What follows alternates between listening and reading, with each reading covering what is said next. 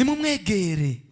Niwe buye rizima ryasuzuguwe n'abantu, ariko ku Mana ryaratoranijwe rifise igiciro gikomeye. Muri mwebwe nimba mubitse iryo buye muri abantu bakomeye, ejo muzotangaza benshi. Petero avuga ngo iryo buye nimukarisuzugure. Haleluya. Iryo buye nibuye rifise ubuzima, nibuye bariko bimba zahabu. Ayo makuru mwarayumvise. Bariko barondera zahabu, bari mu myobo, bariko barondera ibintu by'umumaro, bariko barondera ibintu by'agaciro. Haleluya. Barapfa, barabahamba. Nta kindi cyatumye bapfa, bariko barondera ibintu by'ubuzima.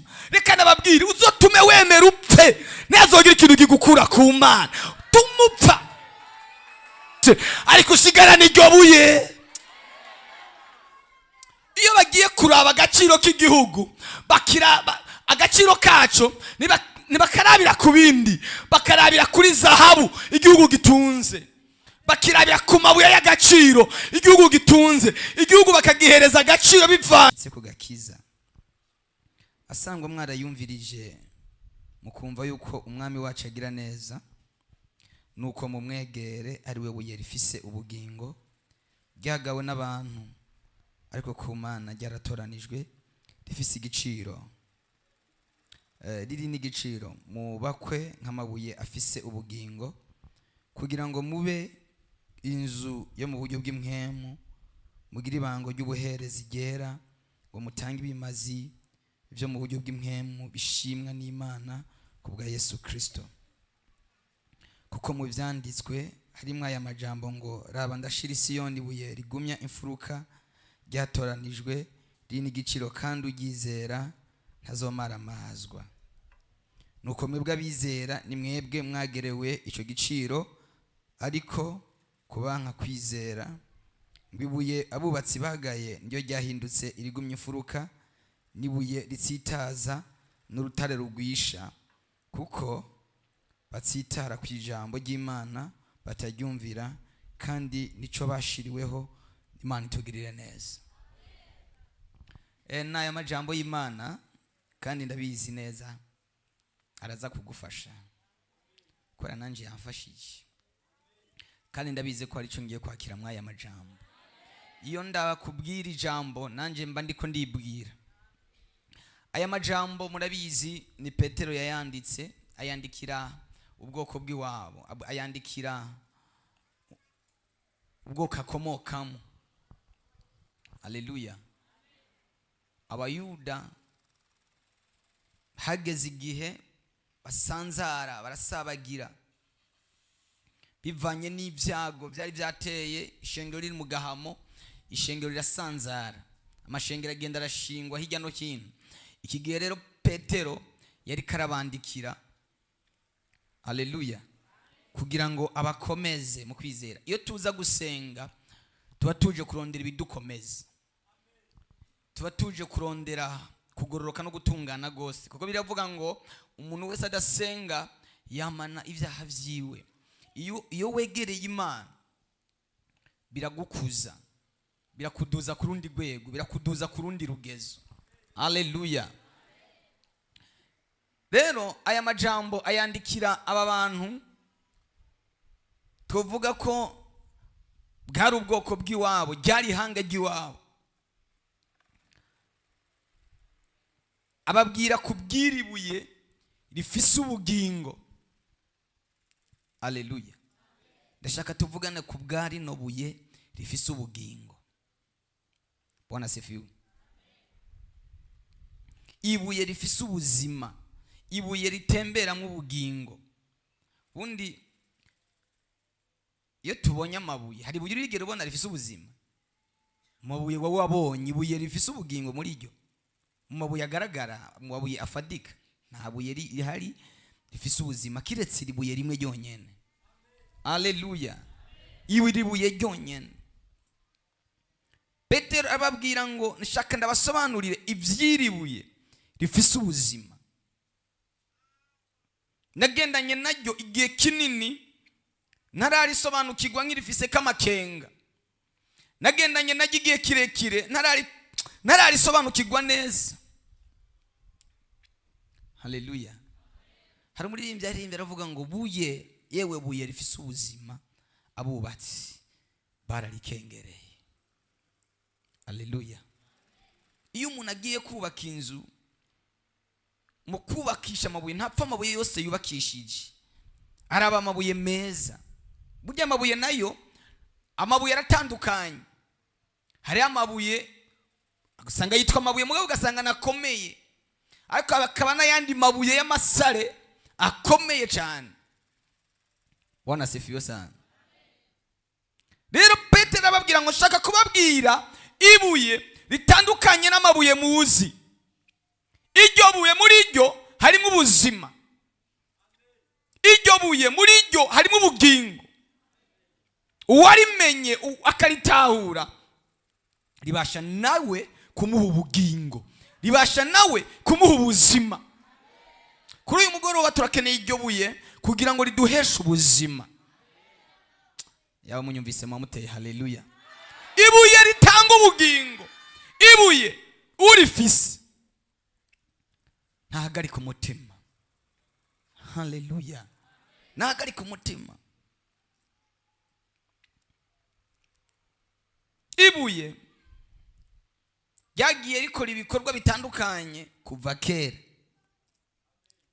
Ibuye ryagiye rikora ibikorwa mu buryo, kuko iri buye hari ukuntu ryagiye ryigaragaza mu buryo butandukanye. Uko ryiyerekanye mu bugaragwa, abisirayeli bari mu bugaragwa, siko ryiyeretse ba Petero. Ba Petero bari mu butayu, bari abantu ba Mose n'abandi baribona nk'ibuye rigaragara, riboneka nk'ibuye nyine risanzwe, ariko muri ryo harimo ubuzima, muri ryo hatekeyemo ubugingo. Kuko urabyibutse bari mu bugaragwa, abisirayeli bageze mu bugaragwa bakenya amazi yo kunywa, Imana yabwiye Mose ngo genda kwa kiriya gitandara ukibwire kibaha amazi munywe. Mugenda kwa ririya buye ribaha amazi yo kunywa, ko munyotewe genda kwa ririya buye rirabaha amazi. Muri ryo harimo amazi y'ubugingo. Bene data nshuti zanje, kuri uyu mugoroba iryo buye riraduha amazi. Iryo buye riraduha amazi atumara inyota. Sema haleluya. Iryo buye ritanga amazi y'ubugingo. Yesu yigeze guhura n'umusamariyakazi, bahurira ku iriba rya Yakobo. Uyo musamariyakazi ngo yaraje kuvoma. Haleluya. Asanga Yesu yicaye kuri iryo riba, amubona nk'usanzwe, amubona nk'umuntu nk'abandi, amubona nk'umuntu atatandukaniye n'abandi. Rimwe na rimwe nkunda kubabwira, ushobora kwicarana n'umuntu utazi kitekeye muri we, we wamurabi inyuma ukamufata nk'usanzwe, ariko muri we hatekeyemo ibintu bikomeye cyane. Muri we hatekeyemo amabanga akomeye y'Imana, muri we hatekeyemo amasezerano akomeye y'Imana. Wamwitegereza umurabiye muri kubu ukamusuzugura, ariko muri kazoza kiwe hari umuntu yabyumvise neza. Muri we ukasa nk'umusuzugura kubera ko umurabiye mu ishusho y'uyu munsi, ariko ejo hiwe hazotangaza abantu bakomeye. Ejo nagenda gutangarize, nimba muri wewe harimo Yesu Kristo, nubwo uyu munsi wowe usuzuguwe, nubwo uyu munsi wowe ukengeretse, ejo hawe hazotangaza abantu, ejo hawe hazotangaza amahanga. Haleluya. Ntugapfe gusuzugura umuntu wese ubonye. Haleluya. Kuko muri we nimba harimo iryo buye, amateka y'ubuzima bwiwe ntabwo azoguma ameze uko uyabona. Ubuzima bwiwe ntibuzoguma bumeze uko umubonye uno munsi. Imana ibagirire neza abafise iryo buye.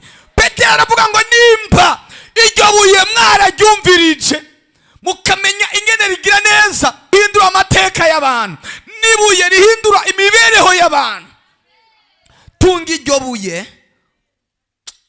uzobaho. Bwana asifiwe sana. Tunga iryo buye mu buzima bwawe uzobaho.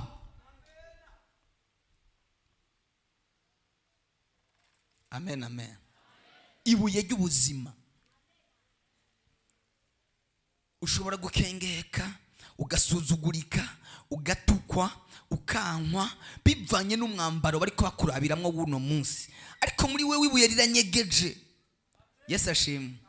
Mbega abantu mumaze kubona zahabu sibuye nibuye ariko ritandukanye n'ayandi mabuye, kandi iryo buye kugira ngo urishikire bigusaba ikiguzi.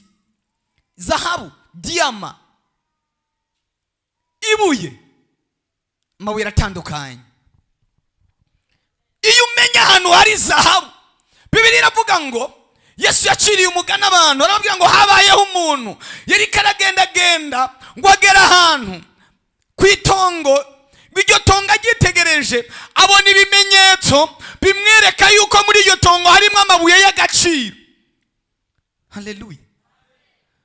Bimutera kuja gushora ibyo afise byose kugira ngo aze kugura iryo tongo ririmwo ayo mabuye y'agaciro. Bwana asifiwe sana. Haleluya. Yamenye ko muri iryo tongo harimo amabuye abasha guhindukiza amateka y'ubuzima bwiwe. Bene data, abantu bacakiye Yesu, abantu bafashe Kristo bakamugira ubuzima muri bo, bakamufata bakamugumya, ndababwijije ukuri, sindi ngaha ngo ndababeshe, ejo hanyu hazotangaza abantu beshe, kuko ngo agenda babona atanguye gushora ubutunzi bwiwe, ntibasobanukirwa ibibaye, ariko yari yamenye, yari yabonye itongo ribitsemo ubutunzi. Haleluya. Niyo mpamvu twaretse ibindi bintu byose byatugirira umumaro, twaretse ibindi bintu byose byatugirira agaciro, twemera gufata iryo buye ryitwa Kristo. Ko abantu b'Imana muri hehe ngo mutere haleluya. Twaretse ubutunzi bwacu bwose, twaretse ibintu byose bamenga ni iby'agaciro, ibyo abantu babona nk'ibintu bikomeye, turabireka. Haleluya. Kubwa Kristo. Nubukubera iki? Nibuye ryaturutiye ayandi mabuye yose, byatumye dushora ibyacu byose turabireka. Haleluya. Hari umuntu umwe yigeze gukurikira Yesu, aramubwira ngo Yesu, ndagukurikira aho uja hose. Yesu aramwitegereza,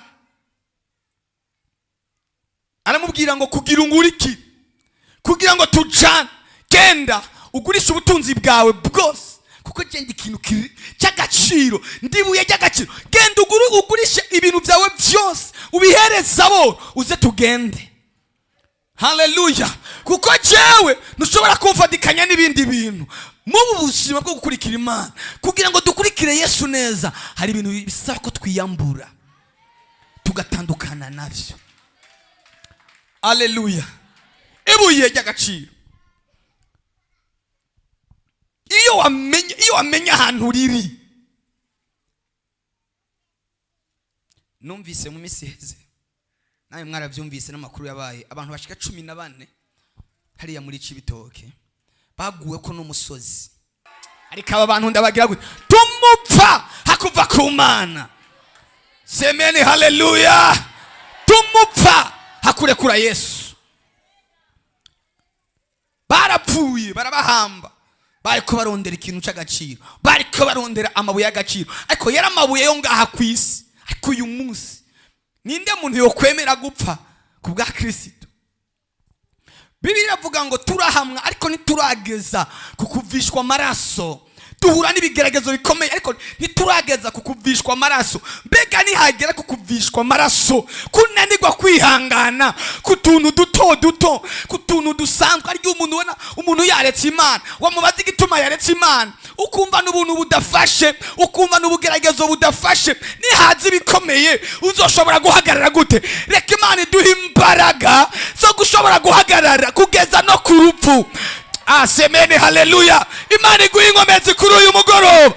Naho hazoza ibigeragezo bimeze gute, naho hazoza intambara zimeze gute, nazogira ikintu kigukura ku Mana, uzuhomba ibindi bintu byose n'amabuye y'agaciro gifise. Reka ndakubwira, niwatunga Yesu mu buzima bwawe uzohabwa agaciro, ubuzima bwawe buzoduga. Iyo tuvuga ngo ifaranga ry'igihugu ryazamutse bivana n'ubutunzi amabuye y'agaciro igihugu kiba gifise, ukaba ukeneye ko ubuzima bwawe buduga, tunga iryo buye mu buzima bwawe, tunga Kristo mu buzima bwawe. haleluya. Agaciro k'ubuzima bwawe kazoja hejuru. Ku isoko y'imigabane bagiye guharura imigabane y'ibihugu, bagiye guharura imigabane y'ubuzima bwawe izozamuka. Haleluya. Ariko niwagira Yesu ari hasi cyane, ubuzima bwawe buzoba hasi. Gira Yesu abyibushe mu buzima bwawe. Tunga iryo buye ryagutse mu buzima bwawe. Petero avuga ngo nimba mwaramwumvirije mukamenya ko agira neza, nimumwegere. Niwe buye rizima ryagawe n'abantu, ariko ku Mana ryaratoranijwe. Yesu ashimwe. Mu mwanya nariko ndasoma ijambo ry'Imana, numva ngize irindi yerekwa. Nsoma ijambo riri muri Bibiliya rivuga ngo babagore bagiye kumva barabazanya bati, ninde aza kudutembagariza kiriya kibuye ko cugajwe ishashara? Ninde aza kudutembagariza? Kuko Yesu agiye kumuhamba, ngo bamushize mu mva, bubatse mwibuye. Ibuye bagenda barariconga mwakiriya gihe cha Israeli. Muri Israeli barafata, umuntu agafata igitare kinini, ibuye rinini, akariconga mwimva bazomuhambamwe amaze gupfa, bazohambamwe n'uruvyaro rwiwe. Haleluya. Yesu bibaza ngo baramurangije kumushira mwibuye bakugara, ntibamenya ko ari buye rihuye n'irindi buye, kuko Yesu ubwiwe yari buye. Ariko ntabwo muri ko muranyumva neza. Yesu ubwiwe ryari buye, bamushize mwibuye, bugaje ibuye. None ibuye ryotera ubwoba irindi? Barabagenzi, zari inshuti, ryari buye rihuye n'irindi. Naco no byari bimutwaye. Bibaza ati reka tumugereke kibi bintu biremeye, tumugereke. Reka ndakubaza, ufashe ibuye ukarigereka ko ayandi mabuye igihumbi, hari kibazo rigira? Ntaco ushobora kugira, kuko nibuye riri mu yandi mabuye. Naco byamutwaye. Niyo mpamvu no kuryugurura bitagoranye. Haleluya. Reka nagutangarize mu buzima bwawe, niwaba urimo Yesu, muri wewe nihaba harimo Kristo, ibitare cyane inzugi zugaye ziremereye cyane zizokwiyugurura. Bibiliya iravuga ngo mu gicugu mwijoro marayika w'Imana aramanuka anyiganyiza. Sema haleluya.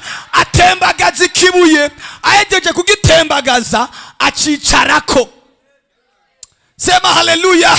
Ndatangarije ibintu byose bakwicaritseko, iryo buye buriri muri wowe ryinyiganyize, kuko Kristo Yesu yari inyiganyije, arabyuka. Amaze kubyuka, ibuye ubwaryo, asemele haleluya, riruguruka, arasohoka. Kuri uyu mugoroba usoke, uve muri ubwo buzima, uve muri ico kibanza, uve muri ubwo buzima bubi, uve muri ubwo buzima butaryoshe, uve muri ubwo buzima. Asemene haleluya.